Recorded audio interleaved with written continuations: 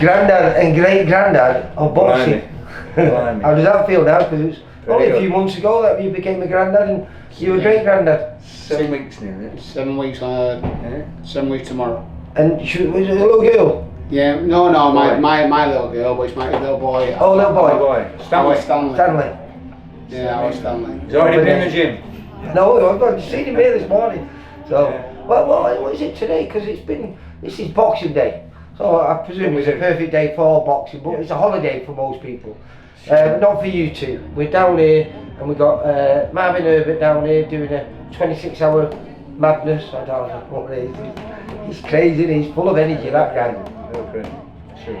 But yeah, it's just Boxing Day. We've always done it by the very definition of the name, and I know it's our routine that we've always done.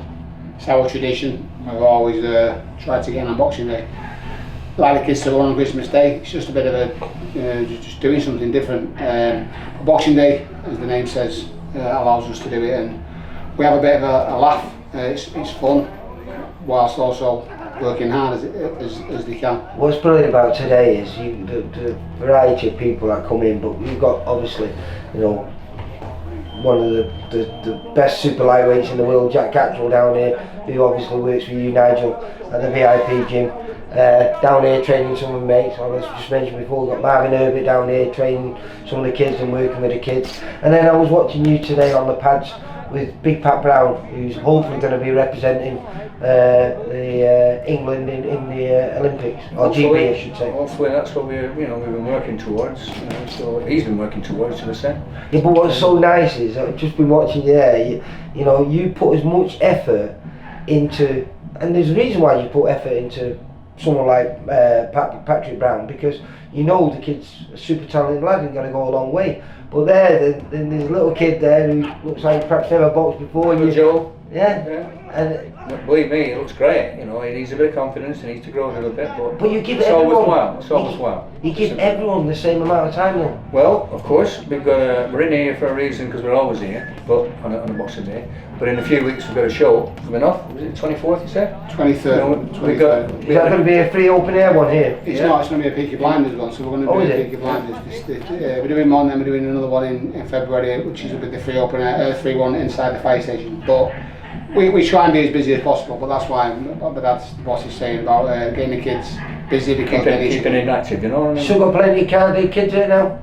Yeah. Still got plenty of carded kids. Yeah, we've got over 40 kids carded, and so it's quite we're very fortunate that the kids see fit to come here, and we're blessed by the attendances that we get, and then we can try and do a bit of work with them. So if they're keen to work, then obviously we're equally as keen. What is it now? Is it 12 years since you set this place up, or 13 years? 16. 16? Yeah. I thought it was 2010, sorry. 2008. 2008, yeah. Yeah, so we started in 2008, that's when so it's nearly 17, so next year, it's just the best thing, it's the best what I'm privileged to do it, privileged to do with my dad, on a daily basis. I think it was a couple of years ago when we last spoke on camera, and I think the title was 100 years of boxing between the two of you. So there's more than that now. I mean, you're 75 next year? Yeah. And a few weeks. What are you? 51. 51. Well, the club's still evolving. We're starting a new part of the gym. It's not a gym yet. This is the office, a new build we've got, as you know. We've got 2 floors going on, and we're just waiting for one extension. We need a couple of $100,000.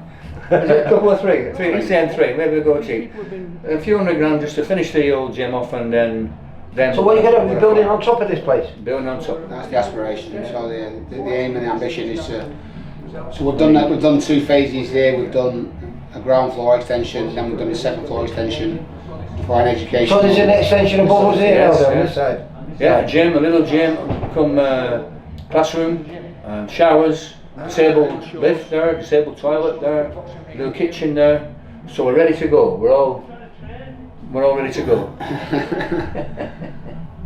That's it. This is it. We're training. He's just fame hungry. He's something the camera. Can't get enough of it. So that's the ambition, and then to double the size of the gym. Because then we can have the effect with the kids that we really want, because we're around, Yeah. some nights we're around, we can't move.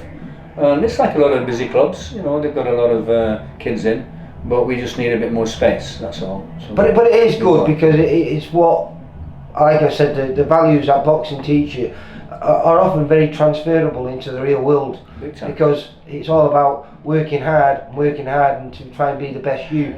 And if you do that in boxing, then you'll succeed, won't you? And you do that, if you do that in the real world, you succeed. Big time. Yeah, I think, as Riley pointed out, some of the successes in boxing are realistically valued in wins or losses. And really that isn't the real success of boxing.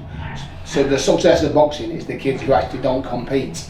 Now, of course, you want the Pat Browns, Conor Sudbury's, Jack Carroll's, you want those kids to be developed and become the best that they can be and go on to big things.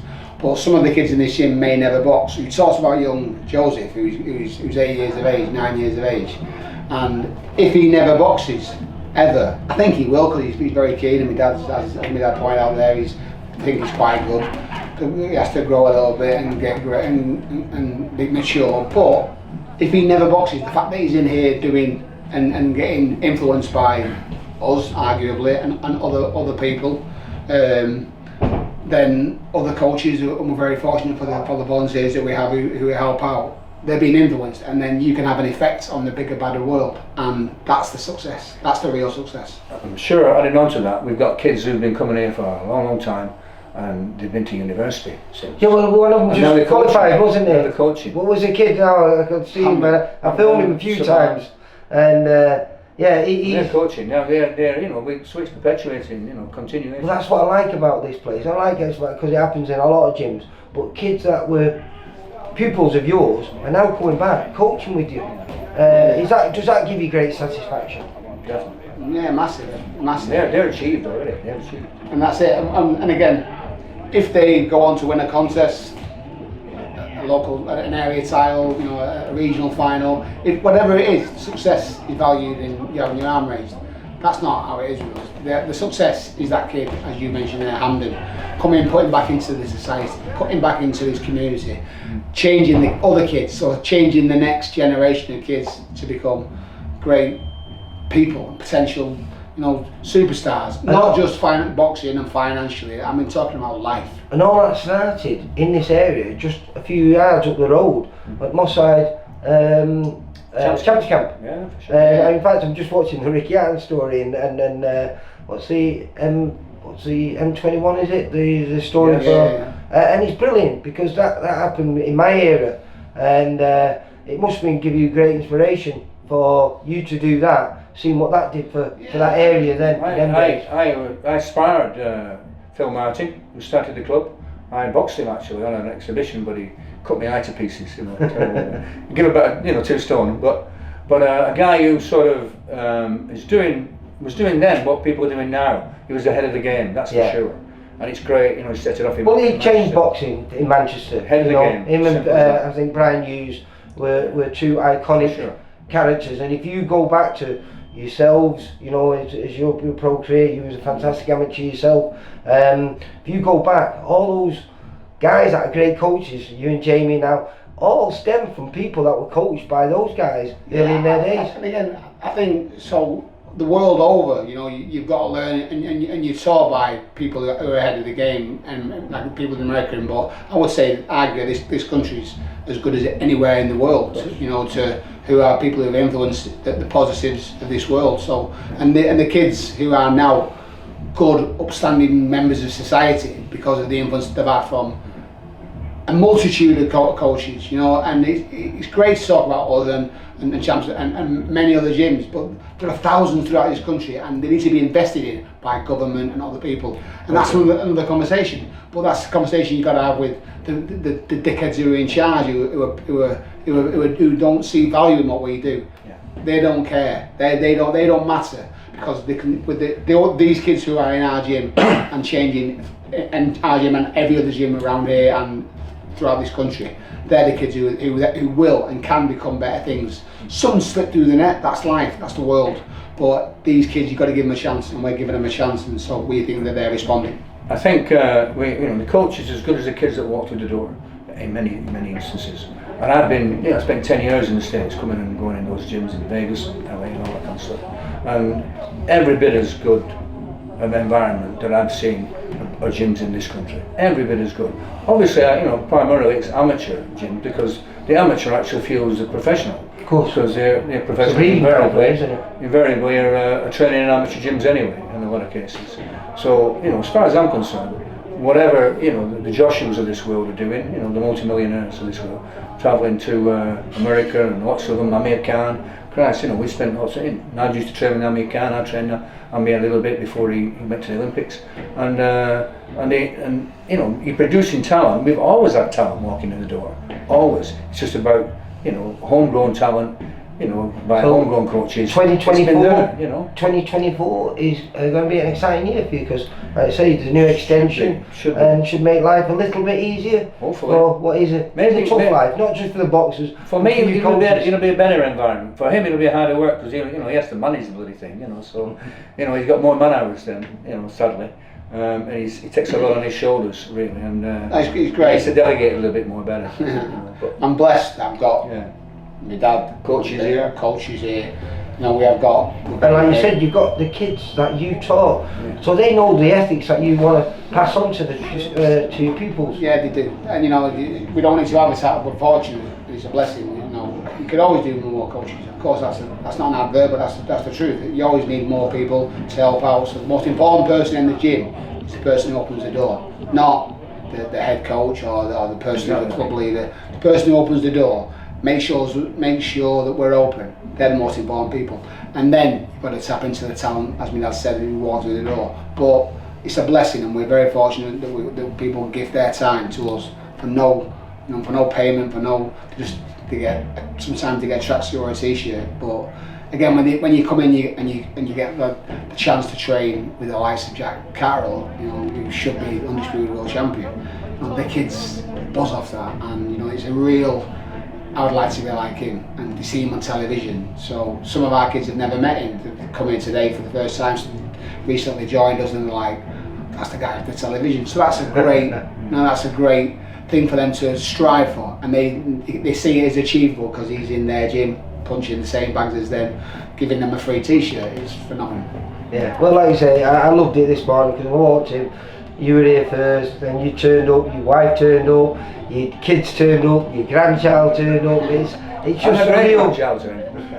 It's just a real family place, isn't it? Yeah. A bit some more to the sport. That's what boxing clubs are all about. Lots of other activities build around this gym, and Nigel does it. Nigel's the enthusiasm he's got with it. So there are other activities that we build in, like the charity thing with Marvin today, and so it's we've had films being made here, and we've had plays being done here, and we've had all kinds of stuff done here, and Nigel's the driver behind it all. But it's the bricks and mortar of the sport, but the sad thing is, I don't see anybody giving MossSide anything, and like other clubs, the ABA taxes all those clubs, and the ABA is full of people who sit in an office in Sheffield, and I don't know whether they ever go to clubs or not, but they're providing the funds. So I'm a bit, I've been there many times, where it's sort of a chicken and egg situation. What comes first? The bricks and mortar. That comes first, and that's boxing clubs. Well, listen, you're doing a fantastic job down here. I'm going to try and spend some time with my family now. But I've enjoyed today. A lovely day. And again, full of characters. Merry Christmas and Happy New Year. Same to you too. Take care, lads. Bye. For all boxing info, news and latest interviews, amateur and pro, across the north, click and subscribe. VIP Boxing Promotions. Also, Twitter, Instagram and Facebook.